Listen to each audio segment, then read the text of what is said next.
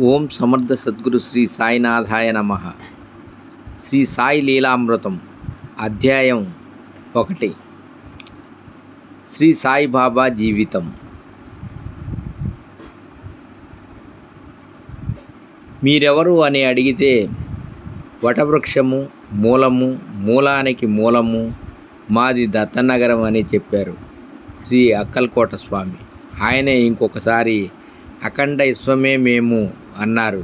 శ్రీ సాయిబాబా యొక్క మరొక రూపమే శ్రీ అక్కల్కోట స్వామి. వీరిద్దరి చరిత్రలు దత్తావతారం అనే బంగారు నాణానికి బొమ్మ బొరుసు అనవచ్చు. వీరు ప్రపంచ చరిత్రలో అవతరించిన మహాత్ములందరిలో అగ్రగణ్యులు. ఈ విషయం శ్రీ మెహర్ బాబా కూడా శ్రీ సాయి ఈ విశ్వమంతటికి గురువు అనదగిన వారిని స్పష్టంగా చెప్పారు.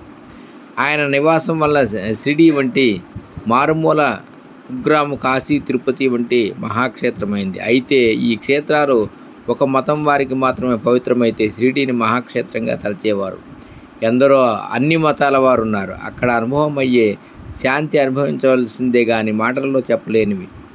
మనకు ఇంటి వద్ద ఏమి చేసినా శాంతించని మనసు షిరిడీలో కాలు పెట్టగానే ప్రాపంచిక వ్యవహారాలన్నింటినీ మరిచి మహాశాంతిని పొందుతుంది. ఎక్కడ అలా శాంతి లభిస్తుందో అదే మన పరమ గమ్యం అన్నది ఋషివాక్యం. శ్రీ సాయిబాబా షిరిడీలో సుమారు 60 సంవత్సరాలు నివసించినప్పటికీ ఆయన కీర్తి మధ్యాహ్న సూర్యుని శోభలాగా అన్ని దిక్కులా ఆ కాలంలోనే వ్యాపించినప్పటికీ అసలు ఆయన పేరేమో, ఊరేమో, తల్లిదండ్రులు ఎవరో, కులగోత్రాలేమిటో ఎవరికీ తెలియలేదు. ఆయన దర్శనానికి నిత్యము ఎందరెందరో అన్ని ప్రాంతాల నుండి వస్తుండేవారు. కానీ వారిలో ఏ ఒక్కరూ ఆయన గురించి ఏమీ చెప్పలేకపోయారు. ఆయనతో సన్నిహితంగా చాలా కాలంగా ఉన్నవారు కూడా ఆయన నుండి ఈ వివరాలు తెలుసుకోలేకపోయారు. దైవం వల్లనే నిజానికి ఆయన నామరహితుడు. ఇలానే దైవం యొక్క గుణాలన్నీ బాబాలో సంపూర్ణంగా కనిపిస్తాయి. షిరిడీలో వెలిసిన ఆ దేహమే తామన్న భ్రాంతి ఆయనకెన్నడూ లేదు. సర్వగతమైన చైతన్యమే ఆయన నిజతత్వమని భక్తులందరూ అనుభవపూర్వకంగా గుర్తిస్తూ వచ్చారు. ఆ దేహానికి కారణమైన వారే తమ తల్లిదండ్రులు అని, వారు ఆ దేహానికి పెట్టిన పేరే ఆయన పేరని ఆయన ఎలా తలుస్తారు? ఈనాడు పెద్ద పెద్ద భవనాలతో, ఎన్నెన్నో దుకాణాలతో, వజ్రాల ద్వీపంలో వెలుగొందుతున్న షిరిడీలో రాజభవనం వంటి సమాధి మందిరంలో సింహాసనంపై కూర్చున్న సామ్రాట్టుల శ్రీ సాయినాథుని మూర్తి శోభిస్తూ ఉంటుంది. దేశం నలుమూలల నుండి వారి దర్బారుకు చేరిన భక్తులెందరో తెచ్చిన లెక్కలేనన్ని మాలలతోనూ, కొత్త వస్త్రాలతోనూ, ప్రతిక్షణము సరికొత్త అలంకరణలతో ఆయన వెలిగిపోతుంటారు.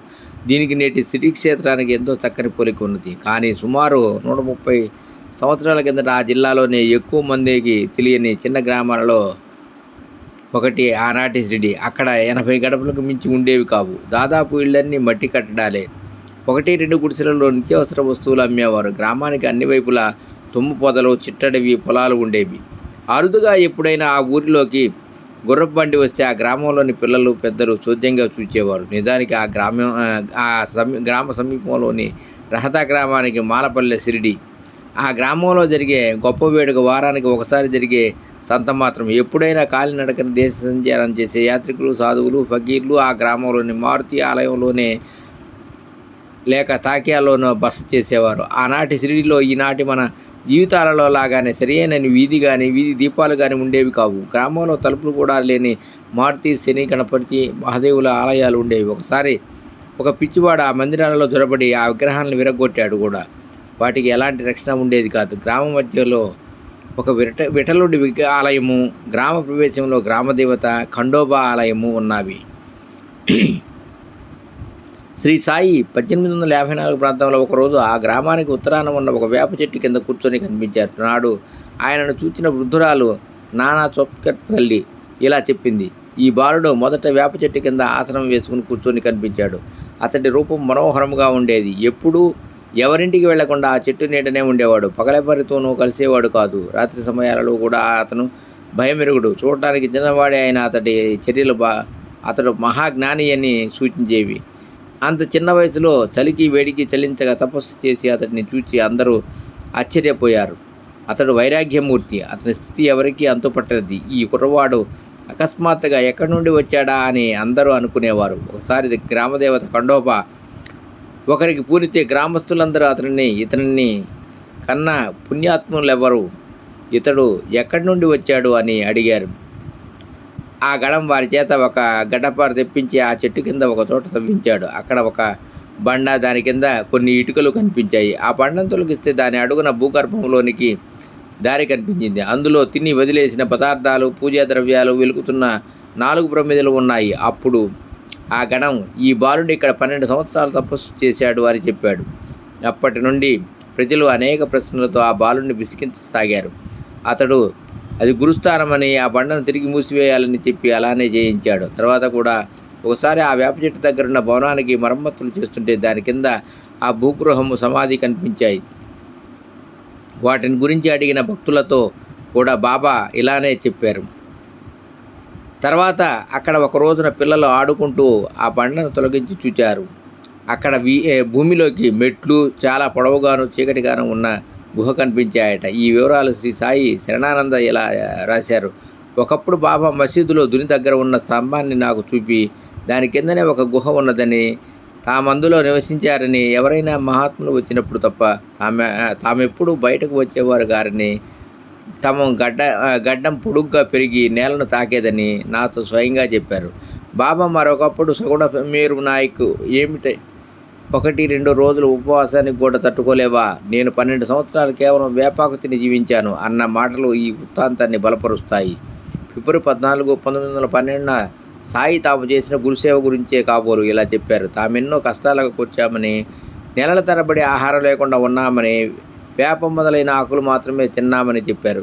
భగవంతుని కృప వలన ఆయన శరీరం సృష్టించి ఎముకలు కూడా నిల్వజేయాలనే స్థితిలో ఉన్నప్పటికీ తమకు ప్రాణం పోలేదన్నారు. కాపర్ని డైరీ. ఈ బాలునికి 16 సంవత్సరాల లోపలే అంత గడ్డమ్మెలా పెరిగింది. అసలు ఆయన వయసే అంత. ఒకప్పుడు ధూలియా కోర్టులో ఒక దొంగ తన వద్ద పట్టుబడిన వస్తువులను తను దొంగిలించలేదని తనకు సాయిబాబా ఇచ్చారని చెప్పాడు. అంతటా కోర్టు వారు సాయిబాబాను కోర్టుకు హాజరుగమ్మని సమాన్లు జారీ చేశారు. బాబా ఎందరికో పూజ్యులవ్వటం వలన భక్తులు పెట్టుకున్న అర్జీని అనుసరించి ఆయన వద్దకి కోర్టు ప్రతినిధి వచ్చి విచారణ జరిపాడు. దానిలోని ముఖ్యాంశాలేమి? న్యాయవాది: మీ పేరేమి? బాబా. వీరంతా నన్ను సాయిబాబా అంటారు. మీ తండ్రి పేరు? అది సాయిబాబాయే. మీ గురువు పేరు? వెంకూస. మతం? కబీరు. కులం? దైవం. మీ వయస్సు? లక్షల సంవత్సరాలు. సరిగ్గా చెప్పండి, నేనెప్పుడూ అబద్ధం చెప్పను అంటే సాయి నామరూప, కుల, మత, వయోభేదాలకు అతీతులు. సర్వవ్యాప్తి అయిన ఆత్మయేనని స్పష్టమవుతున్నది. ఆయన వయస్సు అపారమని తేల్పే ఆధారాలు ఎన్నో ఉన్నాయి. అక్కల్కోటలో దత్తావతారంగా ప్రసిద్ధిగా ఎక్కిన శ్రీ స్వామి సమర్థ నిర్యాణం చెందబోతూ కన్నీరు కారుస్తున్న భక్తునితో, షిరిడీలో నా అవతారమూర్తి నీకు లభిస్తారు, ఆయనను సేవించు, నీకే కొరత ఉండదు అని చెప్పారు. సాయిబాబా కూడా ఎందరో భక్తులకు అందుకు తగిన అనుభవం ఇచ్చారని మీరు చదవబోతారు. అంటే అక్కలకోట స్వామియే సాయి అన్నమాట. ఈ ఇద్దరు సమకాలికులు అవ్వటం ఒక అంతుబట్టని దైవలీల. అంటే ఆ స్వామి వయస్సు పుట్టుపూర్వోత్తరాలే సాయి యొక్క వృత్తాంతం అన్నమాట. ఆ స్వామి వయసు 100 ఏండ్లు. ఆయన రెండవ దత్తావతారమైన శ్రీ నరసింహ సరస్వతియే. అంటే వారికి పూర్వావతారమైన శ్రీవల్లభురే. అంటే స్వయంగా సనాతనుడైన దత్తాస్వామియే అన్నమాట. ఆయన అందరికీ అటువంటి దివ్య దర్శనాలు ఇచ్చారు. అంతేకాదు, ప్రొఫెసర్ బాలకృష్ణ ఉపాసనీయ శాస్త్రి ఒకప్పుడు ఋషికేశ తపోవనం వెళ్ళినప్పుడు అక్కడ అపారమైన వయస్సు గల ఒక సాధువును దర్శించాడు. తర్వాత చాలా కాలానికి అతడు సాయిని దర్శించినప్పుడు ఆ తపోవన సాధువు తామేనని ఆయన నిరూపించాడు. అంటే సాయి వయస్సు కూడా అపారమే కదా. అలానే రాజ్యం కోల్పోయి తిరుగుతున్న హుమాయూన్కు కూడా తమ ఆశీస్సుల వల్లనే అక్బర్ చక్రవర్తి పుట్టాడని, ఆ మొదటి జన్మలో తపస్సు చేసిన ముకుంద బ్రహ్మచారి అలాగ జన్మించారని సాయి ఒక భక్తునితో చెప్పారు. తాము గతంలో కబీరుని అన్నాడు. రామాయణ భాగవత కాలంలో కూడా తామున్నామని ఆయన చెప్పారు. ఈయన జన్మించిన మాట నిజమే అయితే నాటికి ఆయన పూర్ణుడైన జ్ఞాని అని ఆయనయే ఒకసారి ఇలా సూచించారు. నేను పుట్టినప్పుడు తనకు కొడుకు పుట్టాడని మా అమ్మ ఎంతగానో పొంగిపోవడం చూసి నేను ఆశ్చర్యపోయాను. ఆమె నన్ను కన్నదెప్పుడు? అసలు నాకు జననం ఉన్నదా? నేను అంతకు ముందు లేనా? ఇంత మాత్రానికి ఈమె పొంగిపోతున్నదేమిటి అనుకున్నాను. ఈ వింత బాలుడు కొంతకాలానికి అకస్మాత్తుగా ఎక్కడికో వెళ్ళిపోయి సుమారు సంవత్సరం తర్వాత షిరిడీ చేరి అక్కడే ఉండిపోయారు. ఈ మధ్య కాలంలో ఆయన ఎక్కడికి వెళ్ళారో ఏమి చేశారో ఎవరికి తెలియదు. ఆ కాలంలో తాము విస్తారంగా దేశ సంచారం చేశామని, కొంతకాలం అలీ అను ముస్లిం మహాత్ముని దగ్గర, తర్వాత రహాటాలోని చావడిలోనూ ఉన్నామని కుశాల్ బాబు అనే భక్తునితో సాయియే చెబితే అతడు చంద్రకాంత్ షేర్కు చెప్పాడు.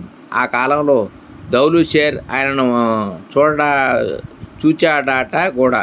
ఈ అలీ గారి చిత్రపటం 1918 తర్వాత గుహా అక్మల్ నగర్లోని రహాటా ఎక్కడికి వాడాలే ఉండేది. తర్వాత తాము అహ్మదానగర్ నుండి రహేటా వచ్చి కొంతకాలానికి షిరిడీ చేరని సాయి కుశల్ బాబుకు చెప్పారు.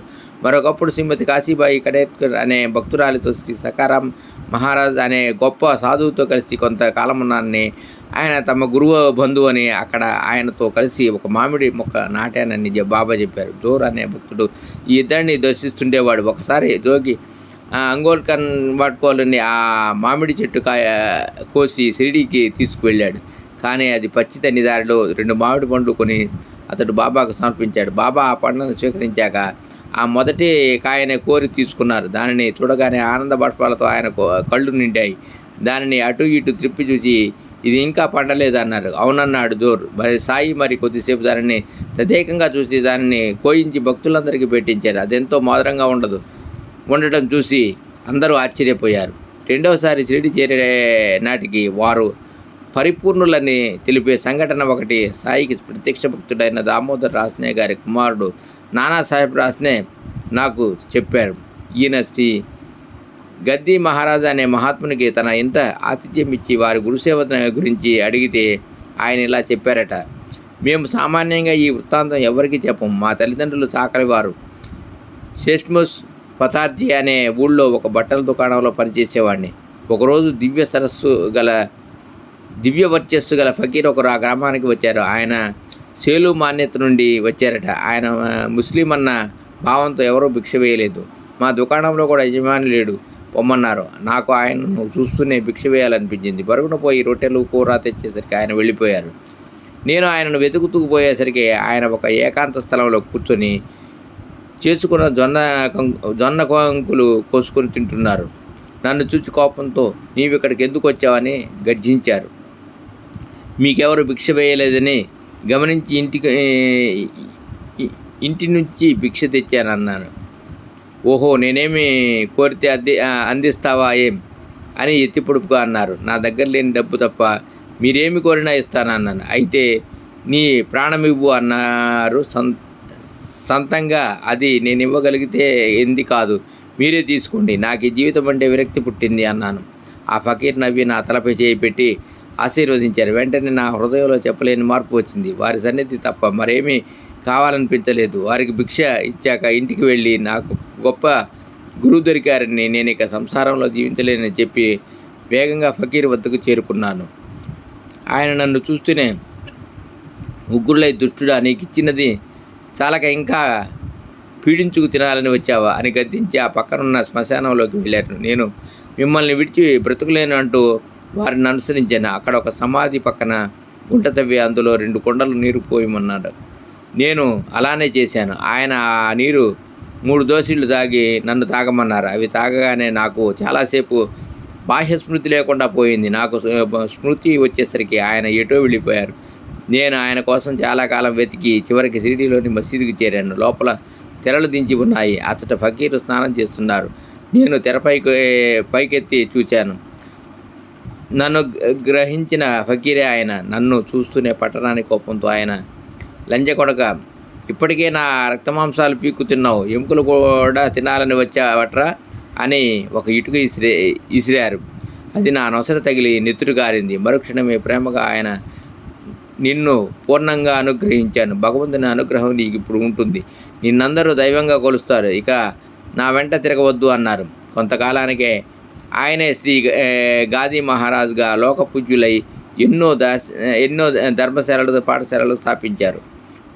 వీరు సంకీర్తన చేస్తుంటే వేలాది భక్తులు చేరేవారు. ఆయన 1927 ప్రాంతంలో తమ భక్తులతో కలిసి సంకీర్తన చేస్తూ షిరిడీ చేరారు. మధ్యలో ఆయన, నేను మా ఊరు వెళ్ళిపోతున్నాను అని చెప్పి కేకలు వేస్తున్నారు. భక్తులతో కలిసి ఆయన కూడా షిరిడీ వీధులు చిమ్మి తర్వాత సమాధి మందిరానికి ఉత్తరాన సంకీర్తన చేశారు. ఆ చివరకు భక్తులలో ఇదే తన ఆఖరి కలయిక అని చెప్పి వెంటనే లేచి కాలినడకన నర్మదా తీరం నుండి బదోద్ చేరి అక్కడే సమాధి చెందారు. అంటే సాయి మరలా షిరిడి చేరని సమర్థుడైన సద్గురు అన్నమాట. తర్వాత సాయి ఆ ప్రాంతంలోనే యావల, పుతంబ వంటి గ్రామాలలో పర్యటించారు. ఆయన పుంతంబాలో శ్రీ గంగీగీర్ బాబా అనే సాధువును కలిశారు. మీరు మహనీయులు నా వద్దకు రావడమేమిటి? నేను కేవలం మేకలు కాచేవాడిని, మీరు సింహాలను, ఏనుగులను శాసించగలరు అన్నారు గంగాగర్. సాయి నవ్వి వెళ్ళిపోయారని పుతంబాకు చెందిన ఒక వృద్ధుడు చెప్పాడు. శ్రీ సాయి చరిత్రలోని మొదటి ఘట్టం వేప చెట్టు కింద ప్రారంభమై అక్కడే ముగిసింది. తర్వాత ఆయన పర్యటనల గురించి నేపథ్యంగా మాత్రమే తెలిసింది. ఈ దివ్య నాటకంలో ఇది నాంది ప్రస్తావన. అసలు నాటకం మరలా వేరొక చోట ప్రారంభమవుతుంది. ఔరంగాబాద్ జిల్లాలోని పైఠాన్ ప్రాచీన ప్రతిష్టానపురం ప్రాంతమంతా జ్ఞానేశ్వర్ మహారాజ్, జనార్దన స్వామి, ఏకనాథుడు, సమర్థ రామదాస స్వామి వంటి మహనీయులు సంచారం వలన ఎంతో పవిత్రమైనది. గోదావరి ఉపనది అయిన ఏలగంగో అచట దుప్రకేడ అనే గ్రామానికి ప్రదక్షిణం చేసి ముందుకు సాగుతుంది. దానికి అవతల ఒడ్డున ఒక మైదానము, మహావృక్షాలతో నిండిన ఒక తోపు ఉండేవి. ఆ గ్రామానికి చెందిన శ్రీమంతుడైన ముస్లిం చాంద్ బాటిల్ ఔరంగాబాద్ వెడుతుండగా ఒకసారి అతడి గుర్రం తప్పించుకొని పోయి 2 నెలలు ఎంత వెతికినా కనిపించలేదు. చివరికి అతడు దాని జీను మాత్రం భుజాన వేసుకొని ఇంటికి వస్తూ సిందోస్ బిందోస్ అనే జంట గ్రామాల వద్ద ఏలగంగ ఒడ్డుకు చేరాడు. అక్కడ ఒక మామిడి చెట్టు కింద ఎర్రిబాని వలె ఉన్న ఒక ఫకీరు కనిపించాడు. అతని చంకలో పట్కా, దండమ్ము వంటివి బారు, జబ్బా, తలపై టోపీ ఉన్నాయి. అతడు చిలిం సిద్ధం చేస్తూ చాందటిను చూసి తన చెంతకు పిలిచి నవ్వుతూ, ఈ జీను నువ్వు మోస్తున్నావేం అన్నాడు. పాటిల్ తన గుర్రం సంగతి చెప్పగానే ఫకీరు అది ఏటిబొడ్డను ఉన్నది చూడమన్నాడు. అతను పోయి చూస్తే అతని గుర్రం అక్కడే మేస్తున్నది. అంతటితో ఆ ఫకీర్ సామాన్యుడు కాడనుకొని గుర్రాన్ని తీసుకుని ఆయన వద్దకు వచ్చాడు. అంతలో ఫకీరు పొగాకు నలిపి చిలిం గొట్టం సిద్ధం చేశాడు. అప్పుడు తన వద్ద ఉన్న చిన్న పొడుగాటి పట్టగార వంటిది నేలపై గుచ్చాడు. అక్కడి నుండి బుడబుడబడి నీరు ఊరింది. ఆ ఫకీరు ఒక గుడ్డ తడిపి పిండి ఆ మట్టి గొట్టం చివర చుట్టాడు.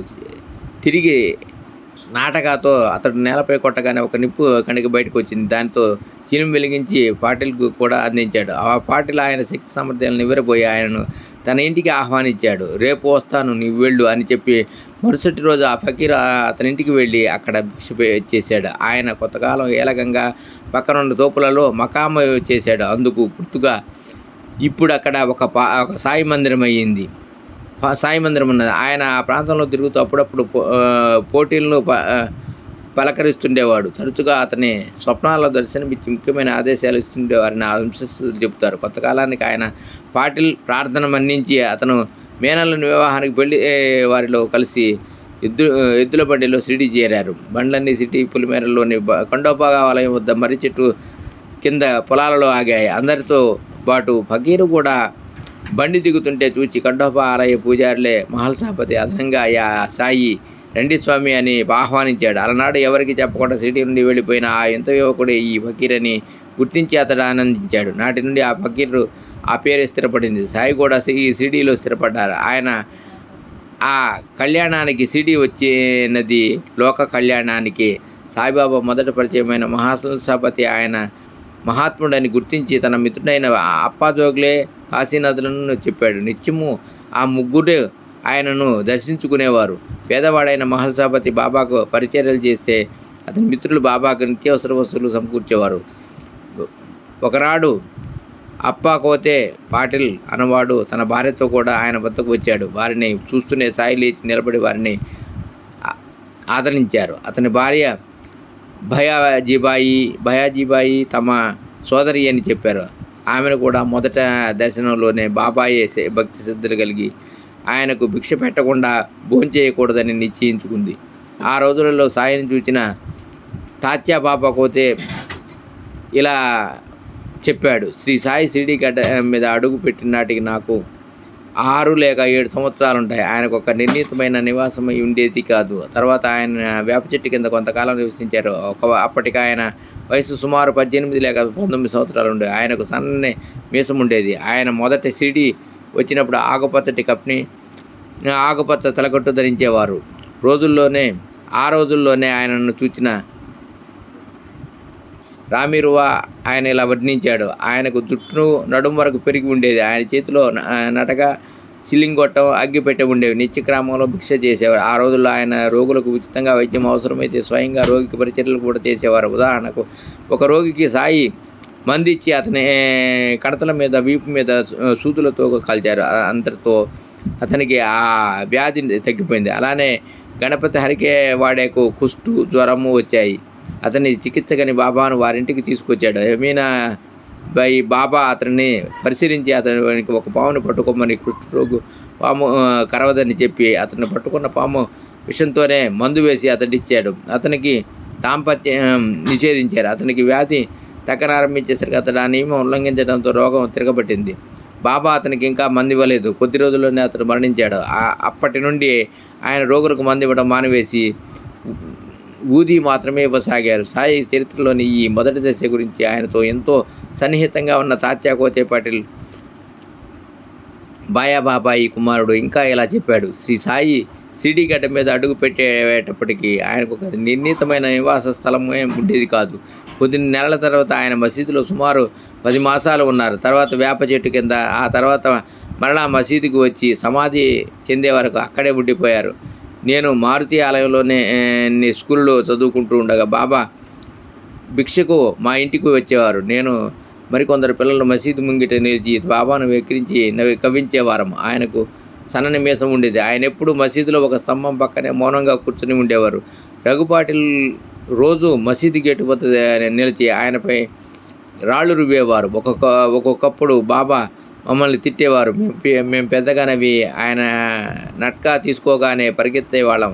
మసీదులో 2-3 సంవత్సరాలు నివసించాక ఆయన సిడి మరియు సిరాను ఉపనదుల మధ్యనున్న చెట్ల తోపులో సుమారు 2 సంవత్సరాల 6 మాసాలు ఉన్నారు. అక్కడ భక్తులలో ఎవరో ఒకరు నిత్యము ఆయనకు భిక్ష ఇచ్చేవారు. నేను రఘుపాటిల్ ముగ్గురితో కలిసి ఆయనను దర్శించేవాళ్ళం.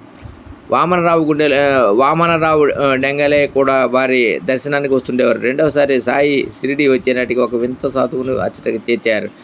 శంకరనారాయణ వద్య వాడు నానావళి అనే మహాత్ముని సమాధిని సేవిస్తుండేవాడు. ఒకనాడు ఆ మహనీయుడు స్వప్న దర్శనమిచ్చి షిరిడి వెళ్ళమని ఆదేశించగా అతడికి చేరాడు. సాయి రాగానే వారిని చూస్తూనే గొప్ప మహాత్ముని గుర్తించి ఎంతో చనువుగా మామ వచ్చావా అన్నాడు. నోరెత్తవద్దు అని బాబా మందలించడం వలన అతను ఆయనను గురించి పెదవిప్పి ఎవరితోనూ చెప్పలేదు. సాయి తరచుగా రాత్రి సమయాల్లో ఫకీర్లో చావడికి వెళ్ళి మధురంగా పాడుతూ కాళ్లకు గజ్జెలు కట్టుకొని తన్మయత్వంతో నాట్యం చేసేవారు. ఆయన ఒకప్పుడు అరబ్బీ, పార్సీ భాషల్లో పాటలు పాడుతూ మరొకప్పుడు కబీరు, తుకారాం రాసిన పాటలు పాడేవారు. ఈ విషయాన్ని తాత్యా పాటిల్ ఇలా చెప్పారు. ఒక్కొక్కప్పుడు బాబా పారవస్యంలో ఉండేవారు. అప్పుడు చేతిలో తుంబరు ధరించి ఒళ్ళు మరిచి నృత్యం చేసేవారు. ఎంతో క్రమబద్ధమైన కదలికలు, కరనేత్ర హస్తముల భంగిమలు ప్రేక్షకులను మంత్రముగ్ధులను చేసి పిల్లను వాయిస్తున్న భంగిమలో నిలిచినప్పుడు సాక్షాత్ బృందావన కృష్ణుని చూస్తున్నట్టే ఉండేది. ప్రేక్షకులు కూడా పారవస్యం కలిగి ఏదో అలౌకికమైన దృశ్యం చూస్తున్నట్లు అనిపించేది. ఇలా 1890 వరకు చేశారు. తర్వాత కూడా ఆయనకు ఈ కళల పట్ల ఆసక్తి ఉండేది కానీ వాటిని భక్తి ప్రపత్తుల కోసం మాత్రమే వినియోగించుకుంటే మనిషికి అధోగతి తప్పదనేవారు.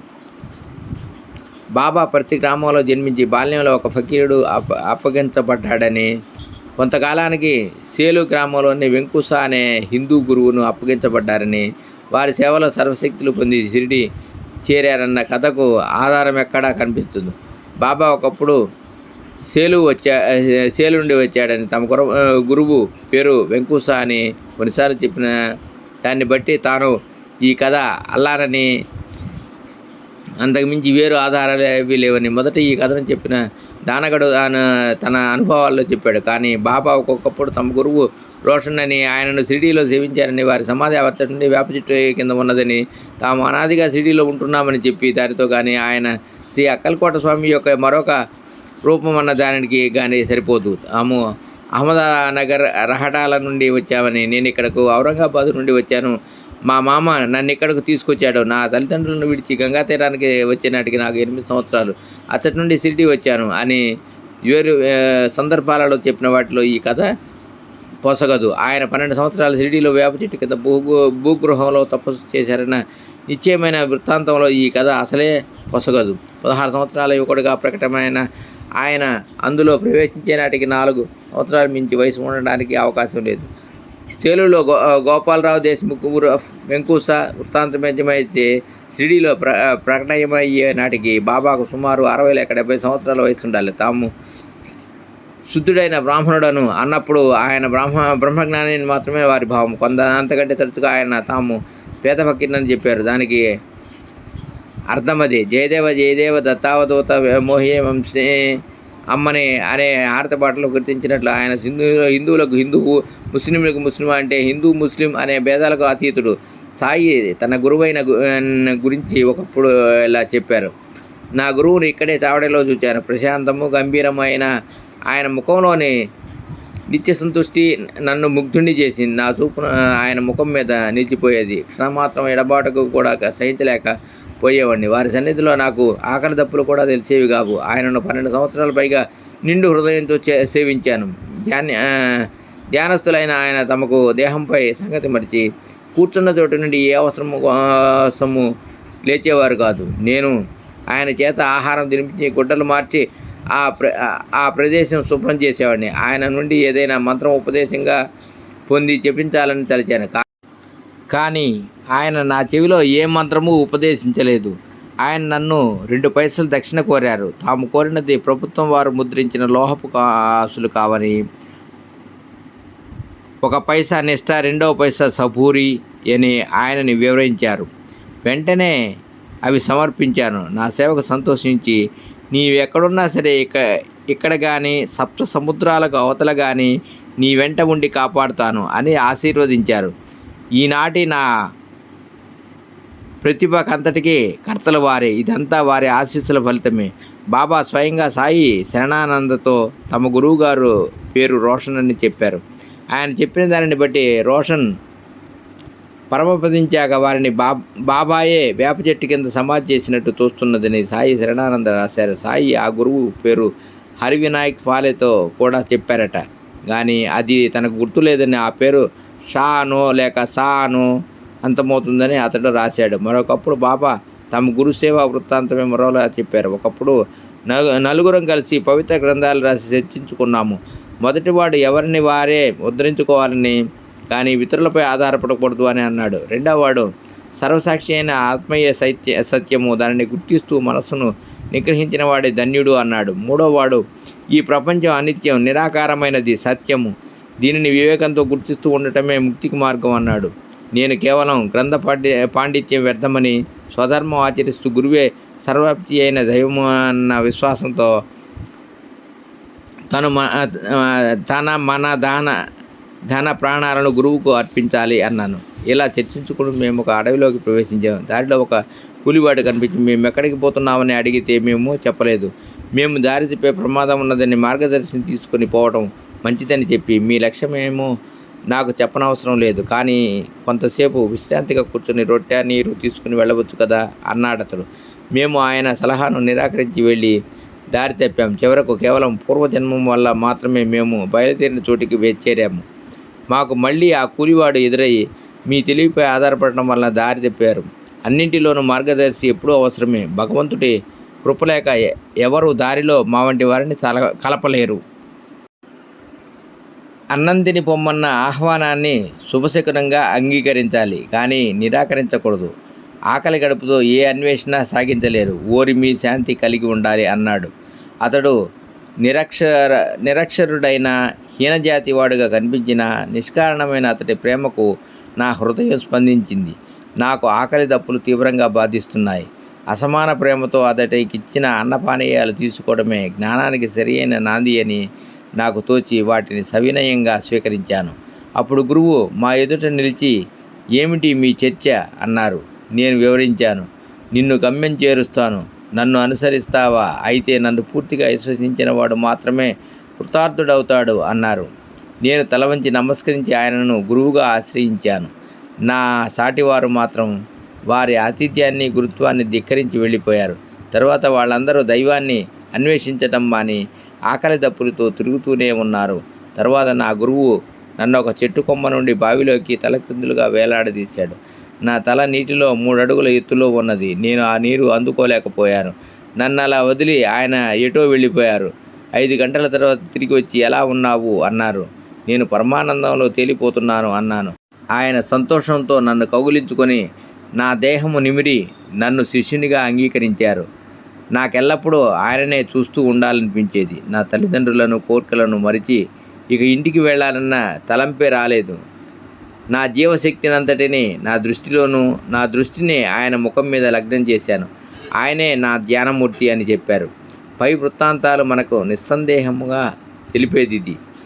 సాయి జన్మతః పూర్ణులైన, లోకానికి ఆదర్శంగా ఒక సద్గురువును సేవించారు. ఆయన నిద్రించేటప్పుడు ఒక ఇటుకను తమ తల కింద కూర్చున్నప్పుడు చేతి కింద ఉంచుకునేవారు. ఇది నా గురుప్రసాదము, నా జీవిత సహచరి. దీని సహాయంతోనే నేను ఆత్మను ధ్యానించేది అని ఆయన చెప్పేవారు. అయితే ఆ గురువు ఆయనను షిరిడీలోనో లేక అడవిలోనో కనిపించి ఉండవచ్చు. తరువాత సాయి శరణానంద రాసినది జరిగి ఉండవచ్చు. సాయి వలె ఆ గురువు కూడా కులమత భేదాలకు అతీతుడని తెలపడానికి ఆయన పేరు వెంకూసా అని కొందరితోనూ, రోషన్సా అని కొందరితోనూ వారి వారి భావాలను బట్టి చెప్పి ఉండవచ్చు. కానీ కొందరు చరిత్రకారులు సాయిని ఆ గురువు తలక్రిందులుగా వేలాడదీసిన వృత్తాంతం కేవలం సంకేతమేనని, వాస్తవమై ఉండజాలదని రాశారు. కారణం, తలక్రిందులుగా వేలాడదీస్తే ఎవరికైనా ఆనందం కలగదన్నారు. కానీ సాయికి సమకాలికుడైన ముస్లిం మహనీయుడు తాజుద్దీన్ బాబా అట్టి అనుభవము ఒక భక్తునికి ప్రసాదించారు. వెనుక బాబా షరీఫ్ గంజ్ షక్కర్ 12వ శతాబ్దం. ఇటీవల శ్రీ అవధూత వెంకయ్య స్వామి లాంటి మహనీయులందరూ ఇటువంటి సాధన చేశారని చరిత్రలు తెలుపుతున్నాయి. శ్రీ సాయిబాబా షిరిడీలో ప్రకటమయ్యాక కొంతకాలం దేశ సంచారం చేసిన మరలా షిరిడీనే తన ముఖ్య స్థానంగా ఎన్నుకున్నారు. ఆ విషయమై ఆయన అప్పుడప్పుడు భక్తులతో చెప్పిన విశేషాలు వేరువేరుగా ఉన్న వాటి వలన ప్రతి సేలు వెంకూసా కథ మాత్రం నిరాధారమని తెలుస్తుంది. షిరిడీ మరి 3 ఇతర గ్రామాలు తమ యజమాని మాలిక్ అంటే భగవంతుడు లేక గురువు ప్రసాదించారని ఆయన చెబుతుండేవారు. అనాదిగా ఆ గ్రామం తమ ఆప్తుల నివాసమని, తమ అత్తగారిల్లని, సాసరవాడ, అక్కడ వ్యూహం తమ వారంతా నివసించేవారని ఆయన వేర్వేరు సందర్భాలలో చెప్పారు. ఒకప్పుడు తామొక్కరే అక్కడికి వచ్చామనేవారు. తమ భక్తులను తరింపజేయడానికి మరికొందరితో కలిసి వచ్చామని, కొన్ని సందర్భాలలో తమ గురువును సేవించడానికి వచ్చామని మరొకసారి చెబుతుండేవారు. ఆయన తరచుగా చెప్పిన వృత్తాంతం ఇలా ఉన్నది. 2 దశాబ్దాల తర్వాత తాము మరలా అతడికి వచ్చామని, అంతకు పూర్వం కూడా ఎన్నోసార్లు అక్కడ నివసించామని ఆయన అంటుండేవారు. వారి స్వస్థానం వేరెక్కడో ఉన్నదని, అక్కడ వారి వంశస్థులు ఆస్తిపాస్తులు ఉన్నాయని చెబుతుండేవారు. అక్కడ వివిధ కళలు, వృత్తులతోనే కాక శ్రీ సంపదలతో పాటు భక్తి దయలతో కూడా సాటిలేని వారందరూ ఉండేవారని చెప్పేవారు. స్థానిక ప్రజలతో వారికి గల మక్కువ గురించి చెప్పేటప్పుడు నీమ్గాంలు,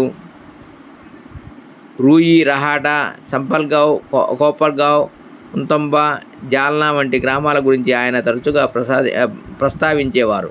దీన్ని బట్టి మనకు తెలియని మహనీయులందరూ అక్కడ నివసించారని, అందువల్ల ఆ ప్రాంతం ఎంతో పవిత్రమైనదని తెలుస్తుంది. ఒకప్పుడు ఆయన తమ పూర్వీకులు షిరిడీలో నివసించారని, అందుకే తాము కూడా మరలా అక్కడ నివసిస్తున్నామని చెప్పేవారు. అక్కడ సిరి సంపదలతో ఉజ్వలంగా విలసిల్లిన ఒక నగరం ఉండేదని, దాని చుట్టూ మనోహరమైన తోపులు, పండ్ల చెట్లు ఉండేవని, అతడి విశాలమైన వీధులకు ఇరువైపులా సాటిలేని సంపన్నులు, మహాభక్తులైన మార్వాడి వ్యాపారస్తులు నివసిస్తుండేవారని కూడా ఆయన చెప్పేవారు.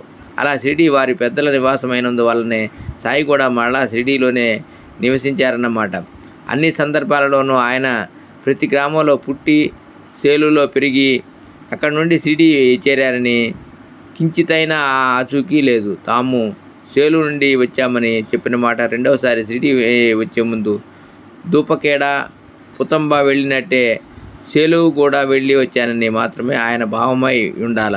అలనాడు సాయిని సన్నిహితంగా సేవించిన వారిలో ఆయన చెప్పిన వివరాలన్నీ హరి వినాయక్ సోలే, సేకరించి గ్రంథస్థం చేశాడు. ఒకనాడు సాయి నివాసం వలన గొప్ప పుణ్యక్షేత్రంగాను సిరి సంపదలు గల నగరంగాను ఉన్న షిరిడి కాలగతిలో కుగ్రామం అయిపోయిందని, అది ఈనాడు మరలా వారక్కడ అవతరించడం వలన అంతటి పుణ్యక్షేత్రమైందని, ముందు ముందు మహానగరంగా రూపొందగలదని, వెనుక శీలది అని పేరు గల ఈ గ్రామ మరో పండరీపురం అవుతుందని, సాయినాథుడే అతటి రమావరుడని, దాసగణు షిరిడీ మారే పండరీపుర సాయిబాబా రమావర అని కీర్తించాడు. ఓం శ్రీ సాయిరామ్. మొదటి అధ్యాయం సమాప్తం.